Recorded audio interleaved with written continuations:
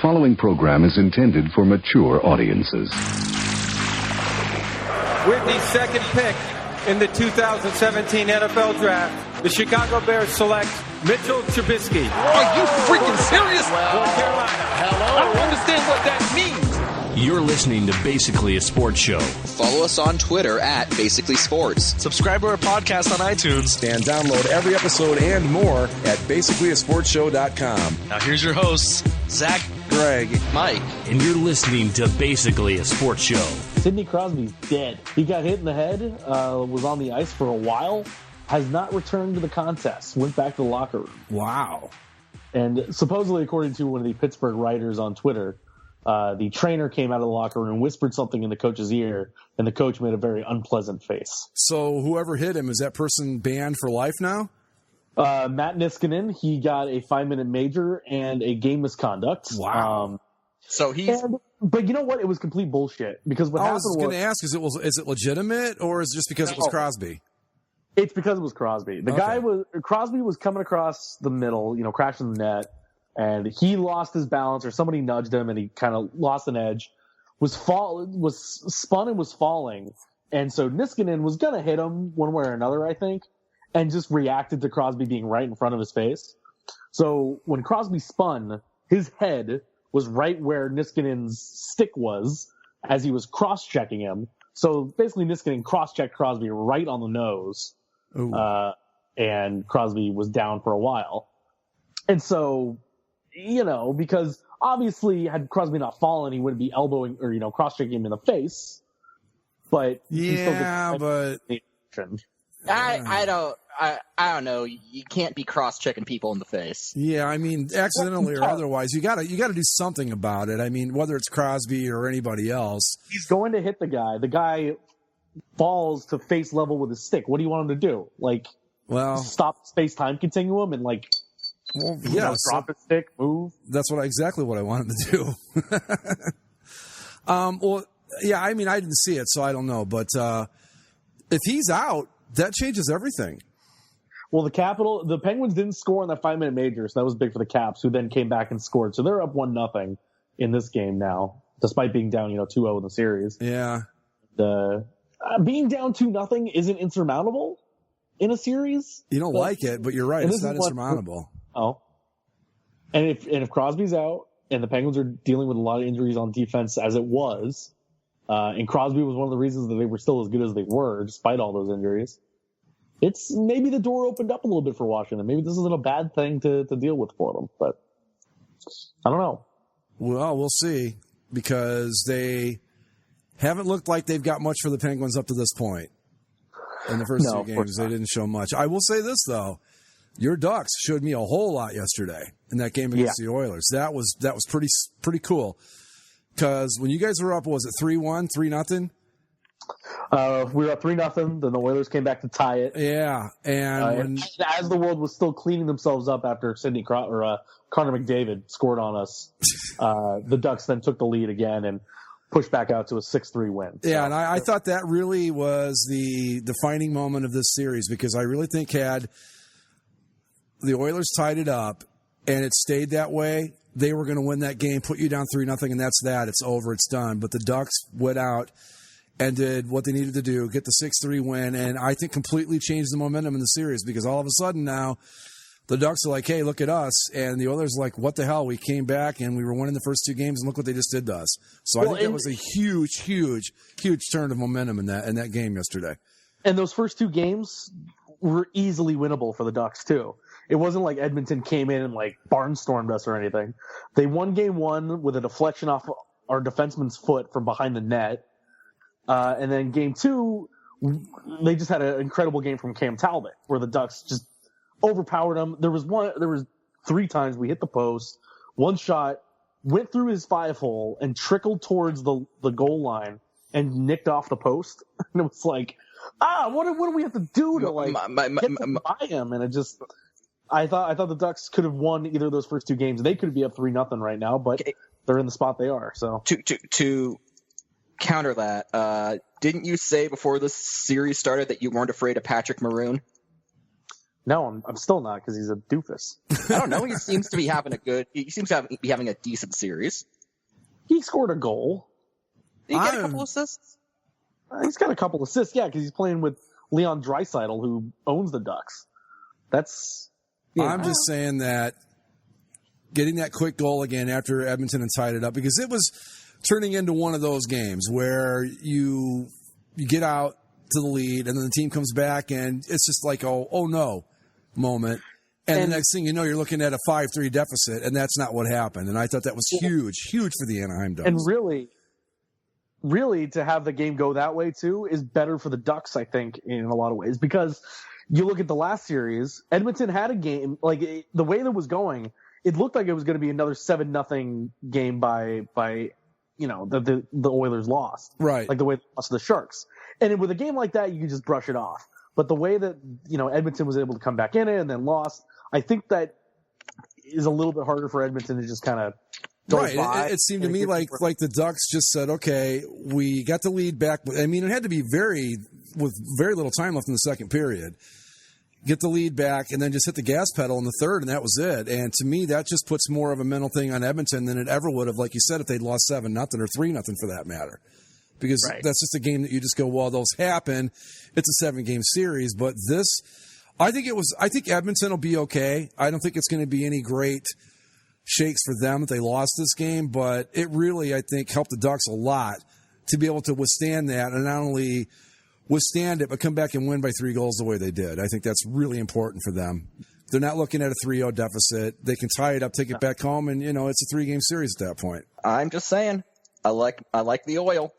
I like them too. Considering the way that Anaheim breezed through Calgary, the fact that the Oilers were able to go into Anaheim and, winnable games or not, get out of the pond with 2 wins up on the Ducks is impressive. The one thing I learned over the first 2 games, though, that I didn't expect to have to learn over the first 2 games, I hate Oiler fans. They're entitled, snobbish, smarmy-ass Canadian hockey fans, and I'm just not about it. Ooh. Replace Canadian with Sunbelt, and you get exactly how every Western Canadian fan felt about Ducks fans between that Calgary and Winnipeg, Calgary and Winnipeg series. So what do we have here? No. All right. Yeah. Look, these people. All right, here we go. The Oiler fans. The Oilers have sucked for more than 10 years. I don't know how you could say they are entitled. That plays into it.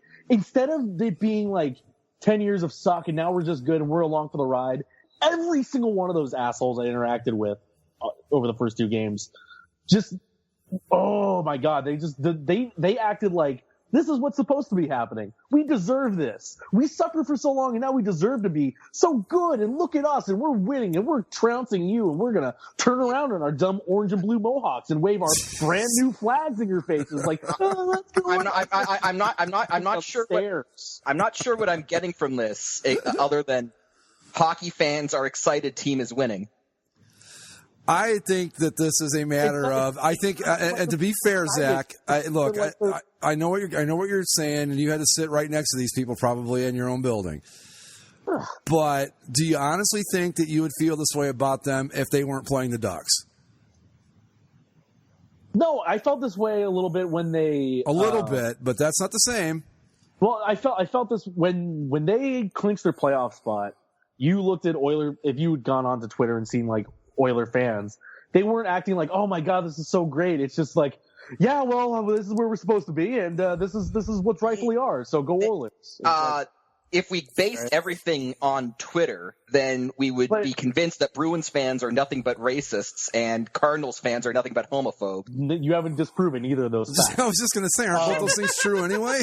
No, but that's the thing too. It's like, okay, it's just Twitter, and then when you see them in person and they're still that way, it's like, oh, like I saw plenty of shitty Calgary Flames fans online, but in interacting with Flames fans in the first 2 games, yeah, obviously it was different because the Ducks were beating them, but I didn't feel that way about any of them. They were just there, and they lost. But like the Oiler fans were a smidgen away from acting like Kings fans. The Oilers are a team if you look at the breadth of what the Edmonton Oilers are, they had perhaps one of the greatest teams ever assembled, one of the greatest dynasties that ever hit the ice. Yeah. And then it was a whole bunch of mediocrity and then suckitude after that. Oh, but Ryan Smith. And then, who cried when he went to the Islanders, by the way, and I don't blame him for that at all. And then after that, they finally get their savior. I mean, for a team that got, I guess, enshrined in hockey lore because of Wayne Gretzky in his prime, then yeah, it's going to be tough to slog through a whole lot of crap, and Connor McDavid coming out in only his second year, really his first full year, because he was out with injuries for a good part of last year. Yeah, and I have things to say about that too. Continue. Yeah. But my point is, I don't blame them for being excited that they are good again. And I know you were like, oh, Flames fans weren't like this, but as you said, they lost. And I guarantee you that if the Flames had been able to pull one out in Anaheim, maybe you wouldn't have such nice things to say about it. No. Here's again though, Mike. Here's the difference. Like, there's a difference between just being excited and happy. Like, you Leafs fans, you're excited, you're happy. Yeah, you didn't win, but you were winning some games in that series, and you said, hey, this is great. We weren't supposed to be this good so quick, but here we are. This is fun. Aren't we having fun? Whereas the Oilers are like, yeah, this is what we deserved this because we were so bad. Now we need to win the cup right now. And it's like, back off your jets there a little bit, Oiler fan.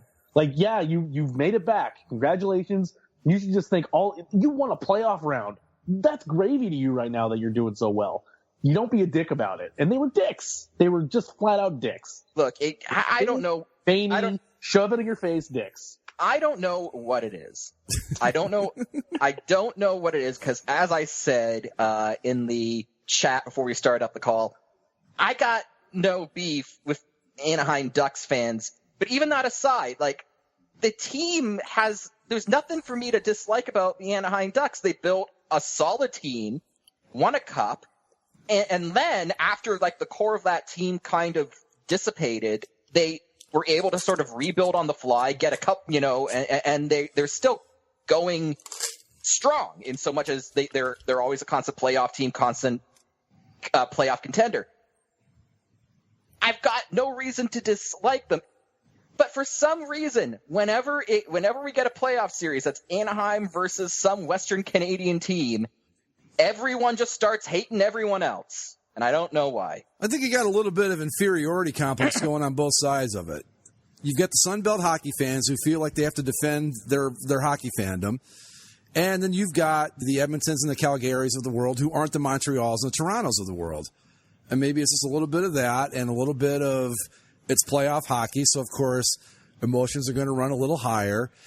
And then when you're sitting right next to each other on opposite sides of the fence during the playoffs, I cannot believe how quickly I've gone from thinking, hey, this fan base is okay, to hating their guts over a single game here or there. So I think it's just a little bit all of that. I think it's, I think Edmonton, I don't know that maybe they're as bad as Zach says. I don't know. Maybe I think a little part of it is that, like, his team lost and they seemed worse maybe than they actually were. Who knows? The guy that was sitting in front of me for the first period in game 2, just listening to him talk, it was just like, oh, these fans, they don't, like, he didn't say this, but just the things he was saying was like, oh, these people don't know anything about hockey. Listen to me. I can see the game through clear Canadian eyes. And that's what I'm saying, though. I think that plenty of good people that know how to watch a hockey game here, bud. Like, I think there's a little bit of that. I think that, you've got Edmonton Oilers fans. The Oilers fans, people that have been around as long as I have, these are fans that have got 5 cups in their pocket, right? So maybe they do feel a little bit entitled. Maybe they do feel like they know a little bit more. Maybe I don't know. I'm just throwing stuff out. The whole thing, though, about, like, snobby Canadian hockey fans, it's like, I have seen plenty of assholes online, who are fans of Southern teams, Sunbelt teams, who go on and on about how, we're Southern fans. We've got to we've got to learn the game from scratch. We know the nuances of the game, whereas those dumb lugs up in the Northeast U.S. and Canada, they'll just watch anything. And it's like, oh, fuck off, guy. It's frustrating because it seems like Sunbelt hockey fans like to talk a lot of shit. And then as soon as a Canadian or Northern American hockey fan comes back with something, suddenly the people throwing a lot of shit get really thin-skinned and defensive. I'm just happy that I'm a Midwestern hockey fan because that means I don't know shit and nobody cares about me. I just sit back and go, okay, this is all fine. It's like you can talk shit, yeah, but then when, if you want to make a joke at our expense, then when we come back with one at you guys about low ticket prices or banning the other team's jerseys, then, you roll with the punches. Every team has their pile of shit their fan bases need to eat. You're no immune from eating yours than we are of ours. Does Mitch Trubisky smoke? He might start. If he doesn't, he's already 30% less cool than Jake Cutler. I'm just saying. That was, I don't even know what to say about that. I mean, I never like to say, okay, this was a good draft or it was a bad draft, because we really don't know. I mean, we have no earthly idea. Every once in a while. Remember when Jamarcus Russell was a highly touted draft prospect? Every once in a while we get an Andrew Luck, a Peyton Manning, a sure thing guy like that. But for the most part, you just don't know. But I don't know that I would have traded, would they trade 3 picks to move up one spot to draft a guy with 13 college starts? To get a guy who was probably going to fall to them anyway. Right. I read Peter King's column because he was embedded in the 49ers draft room this year. Oh, that would have been a great place to. And he's, at the time they're like, we don't know what they're doing. And one guy said, he goes, I'll bet you they're moving up to get Trubisky. And that's exactly what happened. I don't know. I mean, you never know. The guy might be the next Joe Montana. Who knows? It's hard to say today, but wow. That was just a straight, and I mean, come on, that's a Cleveland Browns move. That's not something the Bears would do. Yeah, I was actually the Bears actually traded 4 picks. Oh my God! Their first, third, and fourth from this year, as well as their third rounder next year. Oh wow! I just don't see that guy. Well, and the Rams gave up a lot last year to get Jared Goff, but it was kind of people thought that he was actually going to be a good quarterback. I don't know if anybody feels that way about Mitch Trubisky. That's what I mean. I even a guy like Goff, which I think they gave up too much to get to, but he had more of he was less of a question mark than Trubisky is. I mean, none of these guys in the quarterbacks in the draft. It just seems like Trubisky is the top quarterback in the draft class because there weren't any other better quarterbacks in the draft class this year. But that's not true. That's not true either, though. I would have taken Deshaun Watson. And he ended up being the third quarterback behind Mitch Trubisky and Patrick Mahomes. Well, you know what? I hate to say it. That's not a real name. Patrick Mahomes II from Texas Tech. Actually, his dad played baseball for the Twins, I believe. Yeah. I don't know, man. I don't know what to say about it. I mean, the Bears do their thing, and then the Chiefs and Texans move up to take. Again, I'm of the quarterbacks. If I were going to take one, it would have been Watson, but I don't think any of them, in my book at least, were anything better than a late first round, early second round pick. Yeah. No, Deshaun Watson at 12, that's great. I'd take that. That's not bad. Yeah. You're not going to, make a video and try to talk yourself into that at 12. Yeah. But the best part is, though, despite John Lynch, the new GM of the 49ers, only being on the job for 5 minutes, he played Chicago middle. Because it's so great reading all these stories that have come out in the days since that basically no one else wanted to trade up except Chicago. And the Niners knew that.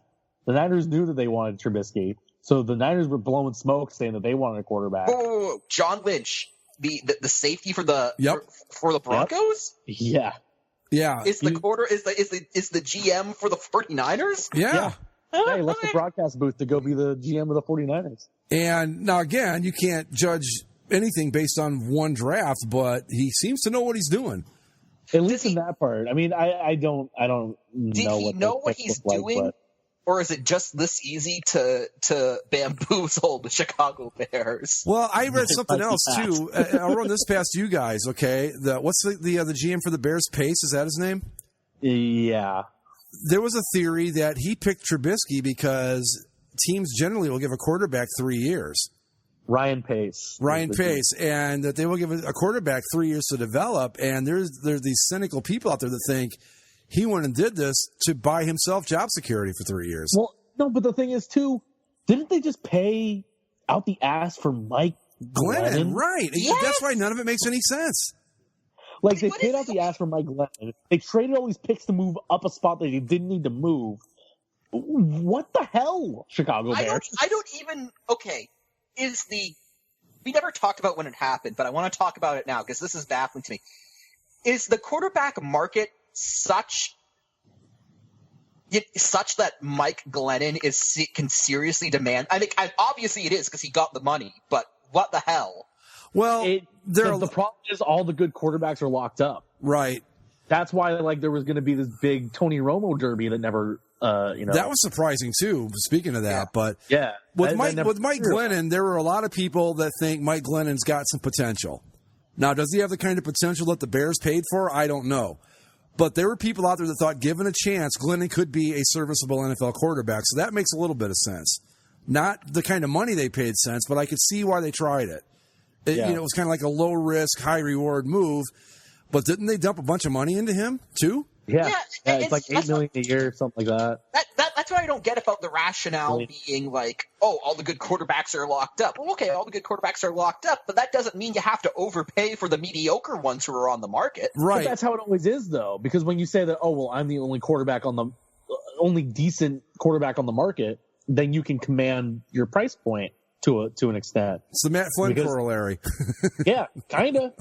At least Matt Flynn, though, had one game that, okay, it was stupid to pay him off one game, but at least he had a performance that, he could say, look at that, give me the money. What has Mike Glennon ever done? Here's two things on Mike Glennon. First off, wasn't he in North Carolina? I think he was at North Carolina State, wasn't he? Which is irrelevant, but it's just funny that there are two North Carolina quarterbacks involved in this. Neither place being a place where you think of great quarterbacks coming from. Although I think Phillip Rivers was from NC State, so yeah. But also, Mike Glennon looks like someone shaved Napoleon Dynamite. But if you look at these two players, though, okay, I think they're the same guy, Glennon and Trubisky. They're both guys you look at and go, okay, maybe if with the right coaching and this and that, you might get something out of this. So to me, it's like the Bears already had Mitch Trubisky and decided, okay, we've got a guy that's just like him, already wrapped up, signed, and ready to go. Let's go out and get the real Mitch Trubisky now because we have the bootleg version. Now we want the real version. It makes no sense. Do you want to know the quarterbacks that are on the Chicago Bears depth chart currently? By the way, Mike Glennon, Mitch Trubisky, Mark Sanchez, really, and Connor Shaw. Oh, Connor Shaw's a former Cleveland Brown quarterback. Okay, that's some rarefied air there, man. I will say. Yeah, but I think a third of the quarterbacks in the league are former Cleveland Browns quarterbacks. It's actually 42%, but yeah, you're close. Yeah. Okay. You know what? I actually have to say I'm pleasantly surprised. I thought at least one of the McCowns would have been on that list. Yeah, unfortunately. Now, McCown used to play for the Bears. Does that count? He did, yes. Yeah, maybe two of them for that matter. I'm not sure. I don't know what to make of this. I mean, if he turns out to be a great quarterback, then we've all forgotten we're even having this conversation in 3 years. But how many quarterbacks can you think of, great quarterbacks, that you only knew from 13 games in college? I can't think of any, but I can think of a lot of guys that got drafted this highly because of 10 to 13 games. You guys are probably too young to remember, but the year the Browns came back, there was this guy, Akili Smith, an Oregon quarterback, that went number 2 to the Bengals. And the big debate was between him and Tim Couch. Well, obviously neither one of them worked out, but you see this happen a lot. I think we're going to see it. Yeah. I think we saw it last year with Jared Goff. The guy that everybody agreed was probably the better NFL prospect ended up going to the Eagles. But I don't know, man. Dan Patrick's show, they talked about it when I listened either Friday or today. I don't remember. But they're like, when it comes to the draft, these teams lose their minds when it comes to quarterbacks. And I think the Bears provided a perfect example of that. Yeah. I just don't. I mean, when they said number 2, Mitch Trubisky, I went, what? It's did I get to the second round somehow and miss the entire first round? What happened here? Well, you look at the franchise quarterback is so important in the NFL. It's, right. People always say the most important position in sports, and it's for a reason. Like, if you don't have a decent quarterback, you might as well, just forfeit the season already. Yeah. Yeah, but does anyone think that Mike Glennon is going to be that guy? But they don't. But that's the thing, they don't know. See, so these teams are willing to try almost anything to try and find that guy. And they might strike gold somewhere that somebody didn't find. And I think Mike Glennon was your basic stopgap measure. Put this guy, plug him in for a year or two. That's a lot of money for a stopgap. Yeah, it is. But like Zach said, they're so desperate for quarterbacks that that's what he demanded. Quarterbacks just make a lot of money now, man. Like, you can make a lot of money by not being a good quarterback. You just have to be somewhat NFL caliber, and you can. And that's their name's Colin Kaepernick. But but speaking of that though, like I said, I thought this was something that the Browns would do, like in an idiotic move. And there was talk they were going to take Mitch Trubisky number 1. And I thought, oh my God, please don't do that. I have to say, I am proud of the Browns. They did great in this draft, I thought. Yeah, they did pretty good. Myles Garrett, in kind of the thing that we talked about, where it was like, just draft the best player at that slot in your draft.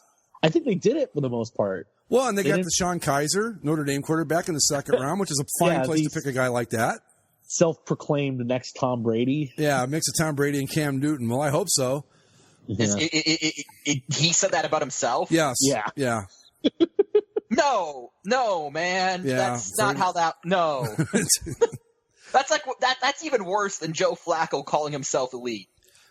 No. Yeah. And Deshaun Kaiser, pretty good at Notre Dame, but he got beat out by his backup quarterback when he got in. Well, and that's the thing. I mean, each one of these guys, except for probably Watson, every one of these guys had a thing. I don't know much about Mahomes either. I mean, he played at Texas Tech, so you've got that crazy gimmick offense that they run, so you can't really tell anything. He threw the ball a lot. There, yeah. Unless you're a wide receiver from Texas Tech, I don't really trust anything you can bring me. Well, not only that, but we saw it last year with Carson Wentz, the guy that he played Division II, but guess what? He played in a pro-style offense, and look what he was pretty good for Philadelphia. But between Mariota and Goff, I have to think that the whole drafting the gimmick offense QB has got to be a dying. Well, Mariota's not bad though. He's not bad. He's not bad, but he's not. Same time, he's not what people thought he would be. And Goff, as dumb as he looked sometimes, he didn't really get a chance to do anything last year because he was on. Well, that was just weird and stupid. And Jeff Fisher, it's a good thing he was fired. Well, and that's what we talked about last week too. Is that with a quarterback, and that's why I'm glad the Browns didn't go out and waste a high pick on a quarterback, because until you've got an offensive line, it doesn't matter who you put back there. You've got to have a team that again, maybe you're not like going to say, okay, we get our franchise quarterback off to the Super Bowl, but you want to get it where the guy that you do get isn't going to spend 90% of his time looking at the sky or the ceiling of a dome. And I guess what I was getting at earlier is obviously at some point, if you want to build a Super Bowl contender, you have to have that franchise quarterback. But you shouldn't just blindly grab whatever quarterback is available now. You should wait until that quarterback becomes available. Right, and not only that quarterback wasn't available at the time, so it's a good thing that Cleveland didn't.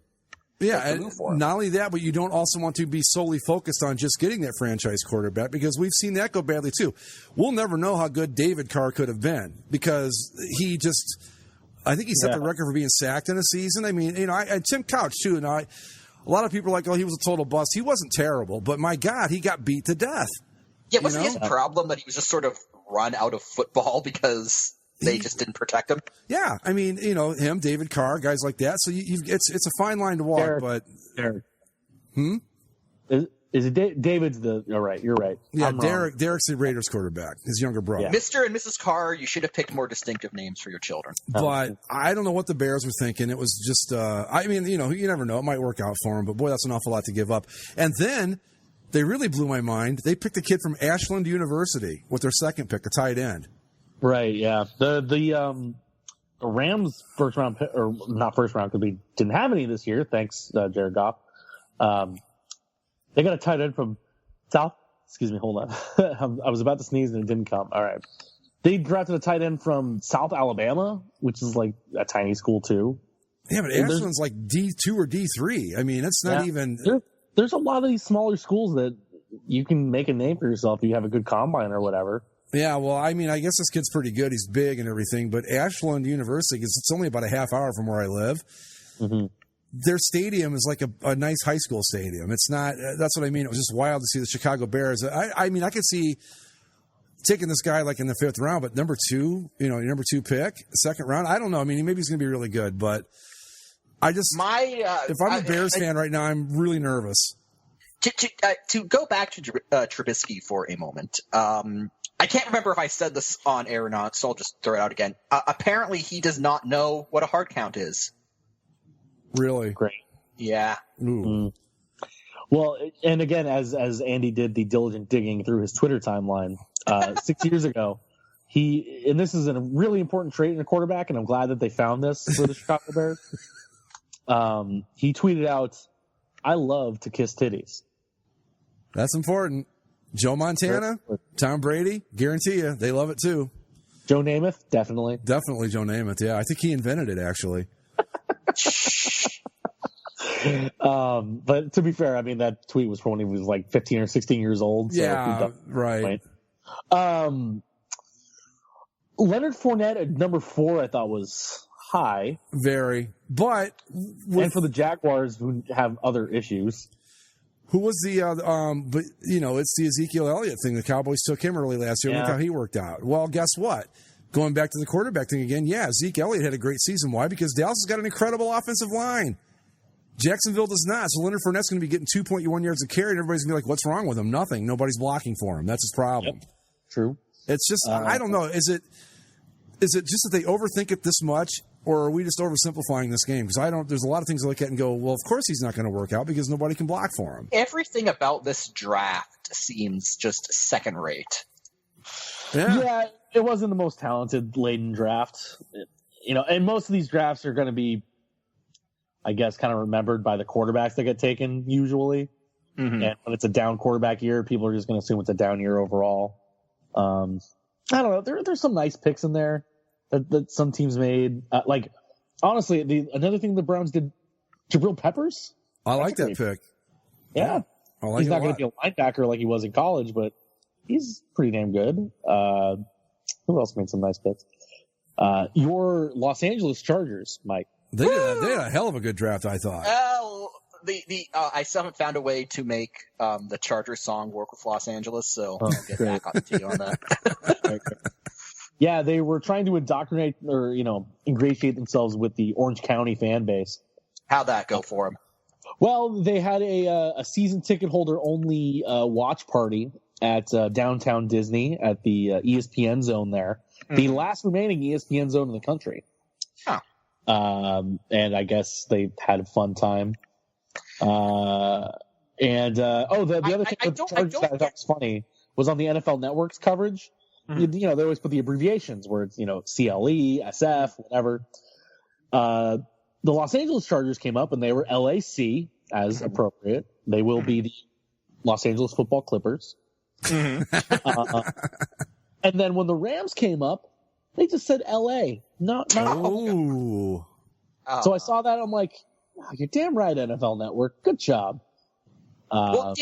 Didn't we cover this when they moved that the NFL didn't even want the Chargers to exercise that option? So I could see this as deliberate. But, a lot of people are talking, though, that them playing in that soccer stadium, they might get small, rabid crowds. It could turn out to be a benefit. Who knows? It's going to be small, rabid road friendly crowds. Like, can you imagine that place when the Raiders play? Like when the Raiders are quote unquote visiting the Chargers. The other really great draft pick the Chargers made, they drafted Forrest Lamp, that guard from Western Kentucky, and he's one of a few guys that already had sponsorship deals going into the draft. Oh, he was sponsored by Lamps Plus. That's awesome. Lamp. Who was the guy that had the Slim Jims? Or not Slim Jims. Jack Links. The Sasquatch. That was the most awesome moment in NFL draft history. This dude stands up, and all of a sudden Sasquatch stands up behind him like, that guy just won the fucking draft right there. That was so cool. Charles Harris, defensive end out of Missouri. Right. 22 to the Miami Dolphins. Yes, and then all of a sudden there's Sasquatch in the background. I'm like, okay, that's pretty cool. The Cowboys drafted a defensive end named Taco. That was the dude that came up and started screaming and hollering, right? Or no, that was somebody else. That was who was the dude that brought the picture of his grandmother? And it would have been really touching if he wasn't so fucking angry about it. Oh, I don't remember. Some dude was angry about his grandma. It was his grandmother on her deathbed. He promised her that he would go to Division I college to play football and that he would make the NFL. Well, then he got drafted, and he carried a picture up with her, and it was like, well, this is going to be really sweet. And then he starts yelling, like, "This is what it's all about. This is what I told you." And it was like, dude, you sound like Mr. T. You sound like you're really pissed off about this. And it's like, and Deion Sanders of all people says, I want to channel that a little bit. Calm down. I'm like, really, Deion? You of all people are going to tell this? Deion Sanders is the voice of reason. Right, exactly. Younger brother of J.J. Watt, T.J. Watt, drafted by the Steelers in the first round. Perfect. Oh, my God. They're going to love that kid there. He's white. And yes. End statement. Yeah, really. There's nothing else to say after that. He's white. He's a big piece of meat. Yeah, they're going to love him. If the only thing they would like better is if his name was like Watsky or something Polish, then he'd really be on his way. Oh, yeah. TJ Watsky. There you go. Or Watslinski or something like that. Yeah. They'd love him to death. What did you think of the actual draft presentation where they had it on the Rocky Steps in Philadelphia, and they had this big like festival sort of setup for it rather than in a theater with seats and stuff? Here's what I thought about it. As far as the presentation goes, I thought it really worked. It worked very, very well. I found it troubling that so many people were there. Right. Yeah, like I would understand going to a theater to watch the draft and like you're there and you can see it and you can hear everything. If you're somebody that's 300 yards away from the stage, just in this crowd of drunk, angry Eagles fans in the middle of a Philadelphia street next to a statue of Ben Franklin, what are you doing? Why are you there? Right. You're going to learn everything on your phone before you're ever going to hear it from the actual stage. Exactly. And I just don't understand why you would want to go stand outside to hear names be called, because that's basically what it is. You're there to watch people read a list. Okay, that's fine. That's cool. Seeing it in a theater, I guess there's a kind of a bucket list kind of do it to say you've done it type feel to it, but this was just kind of weird. It looked great. They really pulled it off. Very successful, but again, I just found it odd that so many people went to it. That was just weird. Can I ask the question of what was wrong with New York? I don't know. Now the NFL can sell it out for bids. 14 teams, Mike. 14 NFL teams had scouts in Philly watching this to see how they could market their city to get it next time around. Oh, lovely. Yeah. Because they had it in Chicago last year. 2 years in a row in Chicago, I heard. Right. So they're going to be moving this thing around like they do with the NHL draft, like they do with everything else. Like it was I liked when it was in Radio City Music Hall because that's just where it always was, and that was the tradition of the NFL draft. But if teams can see that they can get 100,000 people to stand outside and look at people walk on a stage and grab a jersey. Well, you bring your sponsors in. I don't know if Coke or Pepsi has the NFL or whoever, but you bring all them in. You're selling merchandise left and right. Pepsi. Yeah. You're going to sell a lot of Pepsi. You're going to sell a lot of Nike gear. You're going to sell a lot of all that stuff. Yeah. So it makes sense. And it's probably not the worst thing in the world for the local economy either. I don't know how many people traveled for it. I saw a Tampa Bay fan that I thought, I got to quit watching the NFL after watching this guy. They made a draft pick. I want to say they picked an offensive tackle, and he's like going, yes, and he's like pumping his fists and stuff. I'm like, dude, really? I love those people. I love them so much. Like, there was a fan from every single team that they can find on camera too. Oh yeah. This guy's getting pumped up about the cornerback from Southwest Mississippi State at the 29th pick. Yeah. I mean, and he was way into it. I was just like, okay. You're either one of those fans that cheers everything you do, or just say, okay, good pick, I like it, or you're somebody that boos. See, I can't see myself getting excited enough to go to the NFL draft. Like, I think if my team had the number one pick, that would be the only time I'd be like, let's go see, and we knew that it was going to be the next great talent. Yeah. that gets drafted. Well, if it were in If LA. I went to the Andrew Luck draft or something like that, when I was still a Colts fan, I'd be like, okay, let's go to the Andrew Luck draft. This is going to be the defining moment of our franchise. Well, you get let's say that they have it. I don't know. We'll use Dodger Stadium as an example. You're not saying you wouldn't just go out of curiosity? I probably would. Yeah, I mean, if they had it in Cleveland, I'd go. I don't know if I might go for 20 minutes just to see it, but I don't know if I'd stand there for 4 hours. I'd go to the first round. I'd see the first few picks, right, and then at a certain point, I'd be like, all right, I've seen what I need to see. But the people that show up for day 2 of the draft, like, come on, guys. You're excited for the 3rd round pick. Really? At the height of my Browns fandom back in the 80s, I mean, when it was just consumed me, it would have never occurred to me to stick around for day 2 of the draft. Just would have never even thought about it. No. I just don't get it. I mean, I know that I'm not into any sport that much. Not baseball, not anything that I would be that dedicated to it. I don't know. Weird world we've got ourselves in here, guys. I went, when these things kind of come through, I almost went to the NHL draft because the Ducks had like 2 first-round picks when I was in LA one year. And then, I went to that All-Star stuff when it's around. If it comes through, sure. But I couldn't see myself traveling. No. They haven't said where they're going to make it next year, right? I've heard Texas, Dallas is like top of the list. The NFL announced, by the way, that it was the most attended draft. It was the largest draft crowd in history. It was so well attended. It was the hugest draft, the most well attended you've ever seen. 250,000 people. Really? Over the 3 days, yeah. Wow. See, I just feel like there's that story, right, about when ESPN first approached the NFL about airing the draft. And, the sentiment was like, nobody's going to watch this. Right. And I kind of just have that opinion. That's just sort of where I'm at. I still can't believe, okay, yes, obviously, and this doesn't just go for football. It goes for hockey. It goes for, hockey and football and basketball, the 3 drafts that matter. The baseball one is so funny. Oh, my God, that's embarrassing. I'm sorry, but it's just embarrassing. The little road show they put in the MLB Network studios, all these people at tables. It's cute that you think that people care. Yeah. They don't. No. Okay, when the Leafs drafted Austin Matthews, I watched it happen on TV. Sure. But I don't know. It would have been one of those things. Even then, if the Austin Matthews draft had been happening in my hometown, in my home market, then maybe I'd have gone to see it. But it's just weird to me I don't know.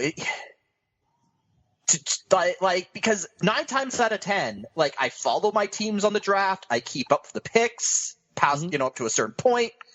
But as a fan, I'm like, all right, I got everything I needed to get out of, following this draft. Okay, we talk about how much of a bitch it would be to go to a Super Bowl, but okay, going to a Super Bowl would be on my bucket list. Stanley Cup Finals, bucket list, that kind of thing. But no draft. It's just odd. I think wouldn't go. Maybe it's more for people like you and me, Greg, where we follow college football so closely too. Yeah. That we know a lot of these players. Yeah. And so we're kind of interested, where does Leonard Fournette go? That's what. Honestly, I'm more interested in that aspect of it than I am about what my team gets. I'm really more interested. Okay, where's Fournette going to go? Who's going to take? I don't know, say an Ohio State player. Where's a guy that we talked about during the season going to go? That's what I'm interested in. Yeah. Where's Watson going to end up at? Now let me ask you something, Greg. Are you happy with the way that your management team executed your wishes as an NFL owner? Absolutely. I think the Packers had a pretty solid draft. We talked about it. Have a first round pick? Yeah, that was late. They traded it. They traded it to the Browns. But cornerback and safety with the first 2 picks. Now I don't know how good these guys are, but that was definitely an area of need. Picked up a defensive tackle with the 3rd pick in a line. I mean, first 4 picks of defense. That's what we talked about. And that's what I said. We need to do this. We got to get defense, and they did. So I'm happy. Then they hung up on me like they always do. It's stuff like that. I know as a Rams fan, I'm like, okay, we need wide receivers and we need offensive line. We didn't draft any offensive linemen, so I was kind of like, but there wasn't like an offensive lineman like, oh, we need that guy. But, for the most part, it's like, did my team draft players at that position that we needed? Cool. The rest of it is I'm interested to see where all the college players that I followed for their infancies go. So, I don't know. And or the stories that we know of, all right, is anybody actually going to draft Joe Mixon? Oh, the Bengals drafted Joe Mixon? Perfect segue, because that's what I wanted to talk about. Of all the teams in the NFL, how perfect is it that the fucking Cincinnati Bengals drafted that guy? Yeah, Does he not fit them perfectly? Joe Mixon, he's an Oklahoma running back that punched out a girl at a bar. Oh, I heard about that guy. Okay, yeah, the Bengals are perfect for him. Yeah. He got acquitted, I think, ultimately, but there's still video of him punching. I heard that he settled, he basically paid her off to settle or something. Is what I heard. That's probably more like what it is. Well, this is what brought up two interesting questions on the Dan Patrick Show today that I wanted to run past you guys. First off, if Joe Mixon, that guy, say he's a Ram or a Charger or a Packer, is it difficult to cheer for a guy like that, or do you kind of separate the player from the person? Let's say that Joe Mixon, the Rams are in a playoff game, and he gets the touchdown that sends you to the NFC Championship. How do you feel about it? I think, the only experience that I have in my time as a fan with that is not domestic violence per se, but it was Todd Bertuzzi. Okay. He came to the Ducks one year. It was the year after we won the Cup, 2 years after we won the Cup, something like that. And I was so pissed. I was like, this is the last guy in the league I want to cheer for. And when he's on the ice, he's there and whatever. And then he would score a goal, and first he's like, "Oh yeah, we scored," and then, "Oh shit, it was Todd Bertuzzi." Was he the Donald Brashear guy? That was Bertuzzi, right? With Donald Brashear, the whole was that Bertuzzi? Yeah. Okay, yeah. And then Bertuzzi almost killed that one Avs player whose name escapes me at the moment. Steve Moore. I knew it was something more. Yeah. He drove his head into the ice. Yeah, right. I remember that too. Yeah. And so, you kind of, sometimes when you're watching these guys, you forget their number or who actually has it. And you're just like, yeah, my team scored. And then it clicks shit, it's this guy. Well, I mean, I'm glad we scored, but at first when Bertuzzi would score, I'd kind of jump up initially. And once I realized who it was, I just sit back down while everybody else cheered, because I'm like, I don't support this guy. I don't want him on the team. Honestly, I don't think I've ever had a situation where my team, where I've rooted for a team that had a bona fide scumbag. I've been lucky in that regard, so nothing immediately comes to mind. But I would imagine it would be difficult, just based off of for example, I don't know if I could ever root for a team that, say, Mike Vick or Ben Roethlisberger played for. Right. I don't know. Yes, you say, oh, Mike Vick paid his debt to society. Oh yeah, but he still did a really shitty thing, and I don't think that would be easy to. That's what my thing is. It's okay, he paid his debt to society, and all that stuff. Okay, fine, that's all well and good. That doesn't mean I have to like him after that. Yeah. And that's what bugs me about it. And it seems to be particularly prevalent in the NFL that, he's, he did his time, blah, blah, blah. It's time to give him a second chance. Oh, well, you go ahead. But, I'm not going to. Mike Vick, I don't care. And I guess he's an advocate now for animal rescue groups and all that. It's no, go fuck yourself, dude. You can fuck right off. Because what you did not to get this guy. What? I would always just prefer my team not to have the guy. Right. Yeah. You hope that your team just has the, I guess not wherewithal, but kind of the understanding or the self-awareness, the basic self-awareness and moral decency. The moral compass to know better. Our fans don't want this guy. Mm-hmm. And I understand it's a little bit harder to do with the draft, especially it's football, and those things kind of get forgotten quicker in football than in other sports, unfortunately. Well, that was the thing. The Browns took a guy, I can't remember his name, but he was another one that has, the red flag character issue of domestic violence thing. And it was almost like they came out and said, look, and we got caught up in the moment because he was there, took him, and now we're going, well, maybe he's going to be a problem. We might not keep him after all. Well, what the fuck? I mean, come on. You know, I don't know. I mean, I'm with you guys. I'd just rather not my team not have them. But I'm looking at the Bengals going, how can you possibly cheer for that team? And I'm just not sure, like, how does that work? Like, we got caught up in the moment. Well, that's not exactly what they said. It's just the way it came across to me. But yeah. Yeah, like, we just forgot we were just like, oh, we forgot who he was, but we were excited about him anyway. But I don't know. Look at the Bengals. I mean, they have that Burdick guy, right? That I don't know if he's got off-field issues or not, but he's a basically a criminal on the field with the stuff. Vontaze. Yeah. Now you've got Mixon. They had Pac-Man Jones, Arizona State Sun Devil, by the way. And I mean, I guess I think of a guy like McCarthy, friend of the show, and I go, how do you root for this team? Because there's a lot of bad elements on your Cincinnati Bengals, dude. Lot. I mean, we saw. The problem, I mean, one of their big problems was that they're just, I don't know. We saw it happen against the Steelers a couple of years ago in the playoffs. What happens when you fill a team with guys like this? Yeah. McCarthy, with his reaction to it on the thread, said a lot of people dropped their season tickets after last season, and their grand plan to win them back is to draft that guy. It's almost like they seek out the worst possible thing they can do and then jump in with both feet. Right. At a certain point, you can't keep shitting on your fan base over and over and over and expect to run a successful franchise. That's what I mean. I mean, this guy, he probably will be good. I mean, the kid's got talent. There's no question about it. Yeah. But I don't know that it's. I know Brent Musburger tried to stick up for him. Yeah. Well, God. I mean, Brett's had his awkward moments over the years, but that one probably took the cake, I think. Yeah. He was a thing. That was the thing, though. He was the whole. He's done his time, blah, blah, blah. Time to give the kid a second chance. Like, no, fuck off. No, it's not. And you think that the NFL, not just the NFL, but the NFL and the, I guess, professional football industry that exists around it would be far more sensitive about this kind of crap, given that it wasn't too long ago that, like, the entire NFL was almost brought down because of domestic violence issues. Yeah, and then you go and draft this guy who, I don't know if you've seen the video, but Jesus, of this Joe Mixon character. Roger Goodell has probably misplaced it already. But I don't know. That's just, and then the other question that the Dan Patrick show brought up, which I thought was good, it's like, what do you have to do not to get drafted by the NFL? Because it's pretty clear you can beat the daylights out of a woman, and that's not going to be a problem. Well, hell, Jabril Peppers had a diluted sample at the combine or whatever in his urine test. Yeah, a drug test doesn't bother me, whatever, especially if they're smoking pot as pain relief. Wouldn't you rather have you guys smoking weed than being hooked on Vicodin? I think I would. I just mean in general, as I kind of said before, the NFL is one to kind of look over these things. Like, oh, you're a talented football player. It doesn't matter if you're a monster or not. Can you score? Yeah, exactly.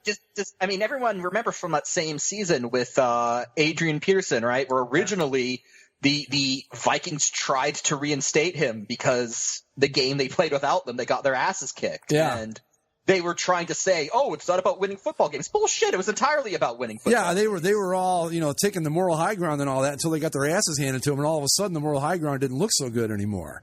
I've said it before. I've got such a love-hate relationship with that league. I just don't know what to think. And sometimes, man, it's just tough.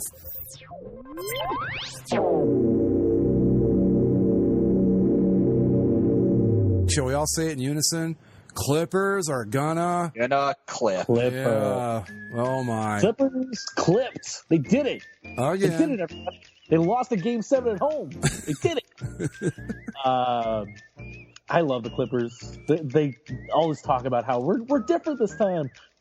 You're no different than you. Yeah, you went out earlier this time, didn't you? Yeah. I guess they are different. So I just want to say that it's been nice having the Clippers.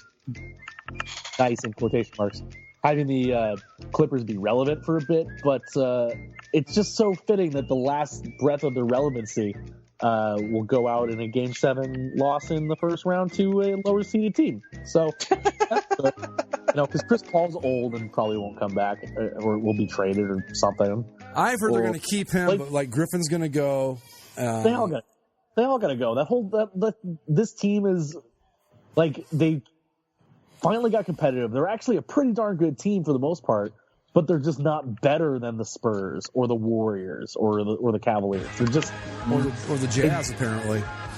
Apparently. You know what? I'm excited. I'm excited for the Jazz. Way back in 97 and 98, I cheered for the Jazz in 2 straight NBA finals because 10 and 11-year-old me was a little contrarian who didn't want to see Michael Jordan win championships. And I've had a soft spot for the Jazz ever since. So you know what? Go Jazz. I was digging those green uniforms they wore last night. Are those their primaries? I don't know. They're alternates, but they're alternates, but they're wearing them for the playoffs. Okay, because I think they look pretty good. And what even is a primary uniform anymore? Well, that's a good point. Like, I was just, out to dinner, and I saw that the Clippers game was on, and I saw them playing a team in green, and I'm like, aren't they playing the Jazz? What the hell is that? So that was interesting. But yeah, God. That Clippers team has reached its point of no return, and they've reached their expiration date, and I'm okay with that. So bye, Clippers. I will say this. I think Blake Griffin going to the Thunder is a very interesting move. If Westbrook sticks around, that could make that team really good, I think. Yeah. Well, he played college in Oklahoma. Right. But he's from, I think someone said he's from, like, the Washington area, like Virginia or something. Oh, okay. So they were talking about maybe going to the Wizards, too. That would be a bad spot. I mean, he's a good pickup for somebody out there if the Clippers don't want to hang on to him. Yeah, he's a very good third player on a team. I do have one question, though, about the NBA playoffs.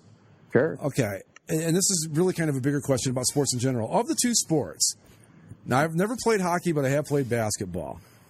Which one seems harder to play? Like, would be more physically demanding to play? Hockey or basketball? Hockey.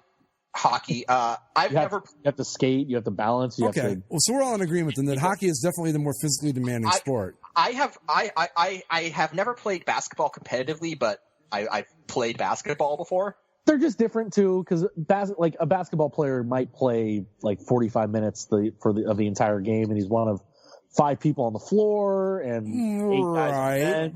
But I still think that overall it's more physically demanding to play hockey, which raises this question. Why in the hell is it that the second round of the NHL playoffs is into like games 3 and sometimes 4 in some cases, and we're just now getting around to the start of the first round of the NBA or the second round of the NBA playoffs? I think a lot of that, though, is just because the NBA scheduling is but do you really? Well, they all started a week later. But do you need a week off in between games, for fuck's sake? Come on. I remember following the Raptors-Bucks series. I'm like, okay, so that was game 1. I think game 2 is in a month. Yeah, like on July 4th, tune in for game 2 of the Raptors-Bucks series. I mean, come on. Yeah. It's for TV, man. Yeah, I guess. It seems to me, though, that back in the heyday in the 80s, that you would see games back-to-back. I can swear I remember the Lakers and the Celtics, like, okay, games 1 and 2 were in Boston. Thursday night's game 1, Friday night's game 2. Travel day Saturday, and then maybe Saturday and Sunday. Monday night we're back at the Forum, we're playing 2 more. This is like relatively new. Like now they do Sunday, Wednesday, Friday. They always try to do like Monday, Wednesday, Friday, and then they just kind of stretch it out as they can. There's always at least 2 games off or 2 days off between a lot of these games. Like, but we talked about it happening in the NHL this round to kind of line up the games better, but it's not like regular, whereas it is in the NBA, where there's a lot of almost every series has 2 days off between some of them. That's what I'm saying, and I think that it's harder to get excited about it because it takes so damn long. Like, if you've got even a day off in between, it's easier. You just get into the groove of watching it. But I don't even know when the hell the Cavs are playing. I guess they played tonight. Sorry, Mike. They beat the tonight. Raptors. Yeah. But I don't even know, and I don't know. That's the extent of my knowledge with the NBA playoffs. The Clippers clipped again, and looks like the Cavaliers are finally into round 2. Yeah, the Cavaliers are into round 2 after a sweep. But as we always do, I'm going to open up one of the rosters of the 4 teams. or of the teams. But I figured, okay, we might know some Celtics. You guys will know your Raptors and your Cavaliers. Some Spurs. A couple people on the Rockets, maybe. Everyone knows the Warriors. Before we we dive into this, and trust me, I'm really looking forward to this because this is my favorite part of NBA talk. But kind of going back to the conversation that we had earlier about sort of like American and Canadian fan bases, can Milwaukee Bucks fuck off about chanting USA, USA at the Toronto Raptors? They didn't really do that, did they? They did. Oh, jeez. The Rangers did it to the Canadians, too, last round. Yeah, and it's like, you do realize, Milwaukee Bucks, that most of the players on the Toronto Raptors are Americans, and your best player is Greek. So. Yeah, and you realize, New York Rangers fans, that most of the players on your team are probably Canadians. So. Where do you European. It's all Canadians and Swedes anyway. Yeah. So, who do we want to start with? Do we want to start with those upstart Utah Jazz yes, or the Washington Wizards? Let's go with the Jazz, because I think I can name some guys on the Wizards. I don't know the Jazz. Do I know any players on the Jazz? I know. I'm looking at it now, and I can tell you, even me, I could have named only one Jazz player before looking at this roster. Mike, do you know anybody from the Utah Jazz? I can't. No, I'm tapping out right now. Well, I have his jersey. Think Utah. Think white players. Jimmer Fredette. No, not anymore. Oh. No, he played for Sacramento. Gordon Hayward is the star of the... Never heard of him. He played for Butler. I don't care. In the NCAAs. He's a white kid. Oh, that's why they love him in Utah, then. Are the Jazz now just Pacers West? No, there's only 1, 2, 3 true white guys, and then there's a Spaniard. Well, name a couple players just to see if I know any of these guys. That guy. Gordon Hayward. Never heard of him. Is the star, but you'll know Joe Johnson, of course. I was going to say Joe Johnson, but I wasn't sure. I didn't realize he was on the Jazz. The Spaniard guy is important, though, because as we all know, the Spanish monarchy has a very strong tradition in the state of Utah. Yes, in Salt Lake. All right, so let's. I'm just going to go down the list here. Washington Wizards. This I can do. You got John Wall. Yep, that's a one. That's okay, you've got. Well, you got John Wall. Bradley Beal. No, okay. What's his name? Is it Gilchrist Williams? Is he still with them? Or Kid Gilchrist? No. Nope. All right. No, I'm John Wall's it. That's the best I can do. Bradley Beal, Marcin Gortat. Oh yeah, okay. He was on my my old fantasy team on the Asylum boards. Brandon Jennings. Okay. No. Trey Burke. I've heard of him. Bojan Bogdanovic. I've actually heard of him too. Here, you know what? Let's try ones that you might know. How about your Cleveland Cavaliers, Greg? Okay, this I can do at least 3 guys. All right. All right. You got Kyrie Irving. Yes. LeBron James. He's on the team. Yes. Kevin Love. He is also there. What's his name? The dude that J.R. Smith. Yeah, there's actually a lot of these guys. I know more of these guys than I thought I knew. Is Iman Shumpert still on the team? He is still on the team, according to this roster. Oh, God. Tristan Thompson. Reigning NBA champion. Tristan Thompson. Reigning champion Cleveland. I don't know how many times you can say that. Okay, Tristan Thompson. They'll be the former champions once, Oh. Raptors are done with them. That's about it. I think I ran off about 6 there, maybe 7. All right. You're north, Mike. Okay, Mike. I've set the high water mark with 6 right now, so you've got to do that. You got to at least do 6 with your own team. DeMar DeRozan. Let's see. Yes, of course, he's on the team. Kyle Lowry. Yes, also on the team. Patrick Patterson. Yes, on the team. You might go. Okay, now we're getting now we're hitting the wall. DeMar Carroll. Yeah. Whoa. He was on my fantasy team, so. Well, there you go. There's a couple other guys that I've heard of before. The rest are kind of blanks. And then I can never remember the guy's name. It's Jonas Yeah, Jonas Valanciunas. Yeah, it got very European there. We'll give it to him. But Jonas Valanciunas, yes. And then all right, you're at 5, right? One away from Greg's number. Well, let me go back. Did I get 5 or 6? Tracy McGrady? It's like 20 years ago. I was almost like, Tracy wait a second. I know. Well, for a second, I'm like, does he still play? Hall of Famer Tracy McGrady. He'll have you know now. I didn't think. Really? Okay, so I had the big three. Big Sanity.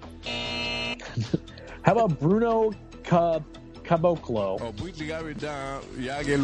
Bruno Sammartino. Longest reigning WWF World Champion, Bruno Sammartino. Serge Ibaka. There's a name I know. Hard to believe we call ourselves a sports show and we are so just woefully ignorant of the NBA. I feel like it's their fault, not ours. Let's see if we can name the challengers to the throne, the Golden State Warriors. Okay, I can name 4 Warriors. Steph Curry. Yes. Kevin Durant. Right. He is there. Yes. Proud Golden State Warrior Kevin Durant, by the way. Yes, of course. Yeah. Crap. Okay, now I hit the wall on that. There we go. Okay, you got Curry, Durant. Yeah. The guy that kicked LeBron last year. What was his name? I'm not going to tell you. You got to know that. The other dude, Thompson. I can't remember his first name. Michael Thompson's kid. Yeah, I'll give that to you. Klay Thompson. Klay Thompson. What was the guy's name? He does like to kick people in between the groin. Went to Michigan State. Oh, and who's the other guy? You know what? I'm sorry. That's the best I can do. Wow. So you're the guy you're thinking of, Greg, is Draymond Green. That's it. Draymond Green. Okay. The NBA Finals MVP from a season ago, Andre Iguodala. Right. He's the one I couldn't think of. That's the guy I was trying to come up with. That name sounds familiar. Yeah. Well, he used to play for the Raptors, right? He played for the Sixers for a long time. Okay, maybe that's what I'm thinking of. There was another guy on the Raptors who had a similar name, though. Yeah. Let's see. Who's still in the San Antonio Spurs? Kawhi Leonard. Kawhi Leonard is a Spur. What's his name? The French dude. Not Tony. Not Tony Parker. Is he still there? Yeah, Parker's still there. Okay. Somehow Tony Parker is still alive and well in the National Basketball Association. Tim Duncan's gone, right? Tim Duncan finally retired. Okay. There's one other really old Spur that's still there. Well, it's not David Robinson. No. Comes from Argentina. Oh, yeah, there's this, what's his name? I don't remember. Ginobili. Ginobili, that's it. Okay, yeah. Pau Gasol, now a Spur. Oh, I didn't know that. Yeah. LaMarcus Aldridge. Oh, he's a good ball player. He used to be with the Blazers. I've had him on my fantasy team pretty much like every year. And there's another bunch of guys that, I don't know. Yeah, it's like even on the best teams, like maybe I can name the starting 5 for the Cavs and the Warriors. I can get 4 deep on the Spurs, but once you get these guys coming off the bench, it's like, I don't know. A lot of these guys are interchangeable. They can be anybody. Did we do the Celtics? We did not do the Boston Celtics. Okay, you got is Rondo still there? No, he's a Chicago Bull. Okay. So you got Isaiah Thomas with the Celtics, right? Not Zeke, not the Detroit Pistons. That would be something. Yeah. Lost a tooth last night in the game. He's the only one I know anymore. All right. I know Paul Pierce isn't there anymore. Kevin Durant? I don't know. I mean, Isaiah Thomas is the Celtic I can think of. But Al Horford is a Celtic. Okay. Yeah, that's a good move for them. He was with the Hawks before that, I believe. Avery Bradley. Okay, I've heard of him, yeah. There's a lot of these Boston Celtics that I don't know either. They were the number 1 seed in the East this year, too, right? Somehow, yeah. Yeah. Somehow both Cleveland and Toronto farted away enough games for... So, but now of course, is the time for us to make our uneducated picks. Warriors, Jazz. Oh, I think the Warriors have very little trouble with the Utah Jazz and their cool green jerseys. Go Jazz, but it's not happening. Right. Warriors. Yeah, it'd be funny, but it's the Warriors. Yeah. Spurs and Rockets. Now, this is interesting. Okay, we didn't do the Rockets either. I can do a couple Rockets. James Harden. Yeah, James Harden. And Yao Ming. Charles Barkley.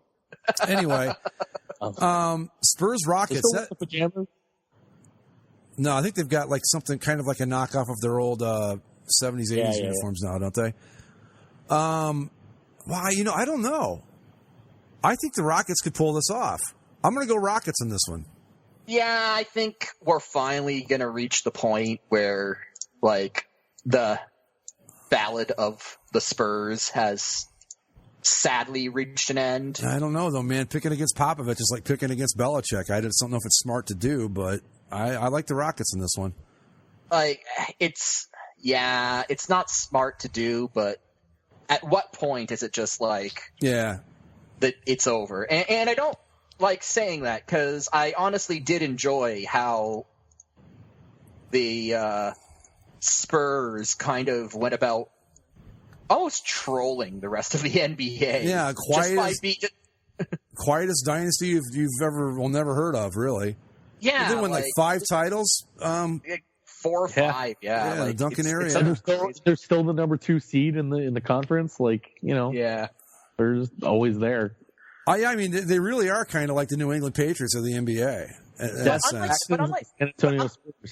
But unlike the Patriots, though, who were just like loud and obnoxious, like the Spurs, like they didn't have any big superstars really. I mean, Tim Duncan was their biggest star, and he was obviously a famous player, but he was very sound fundamentally. He wasn't a flashy player, and in a league like the NBA, which markets itself almost entirely based on star power, and like the team almost comes secondary. Yeah, the Spurs kind of trolled the system in that they were just a good basketball team. Well, that, and Duncan, I mean, we joke about him being fundamentally sound and all that, but he's like 6'11", and then those guys just don't.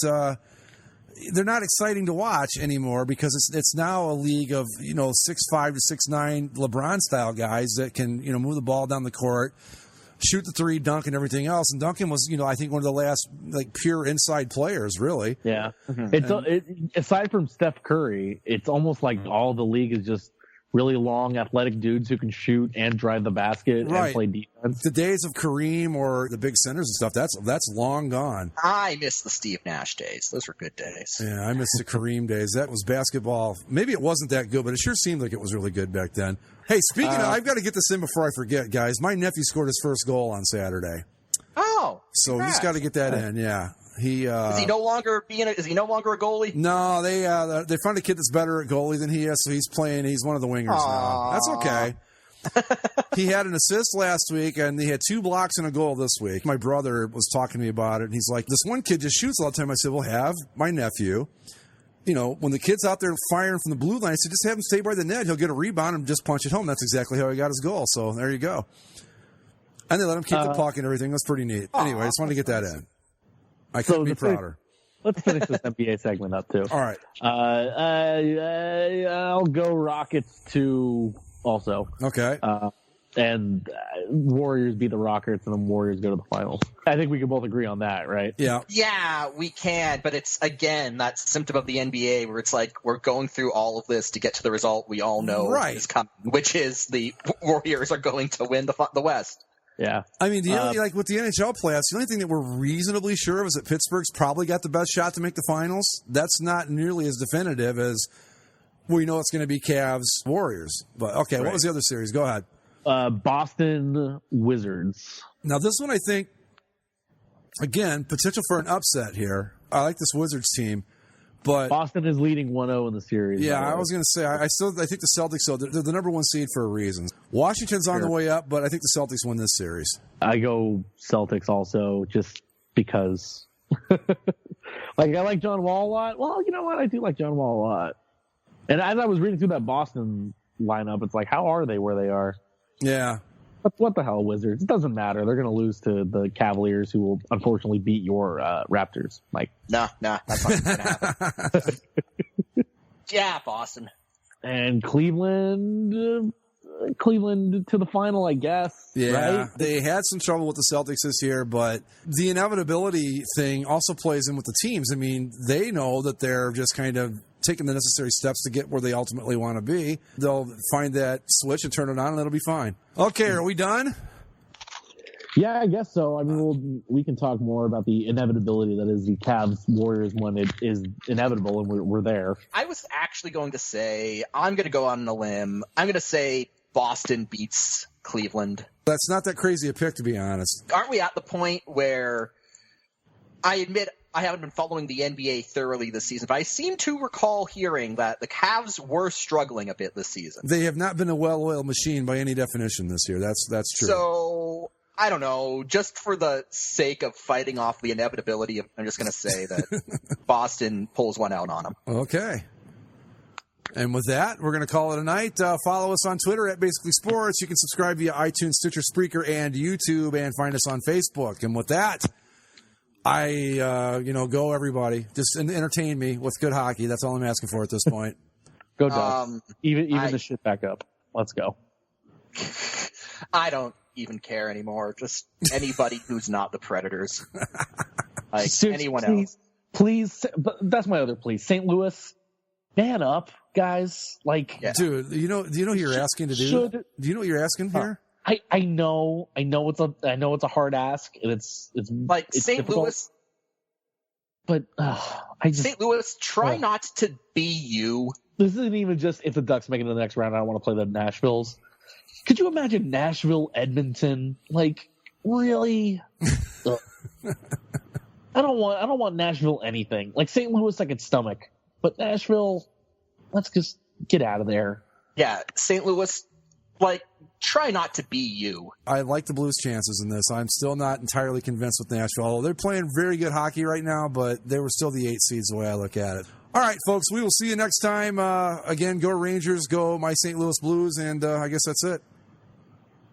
Adios. We the North.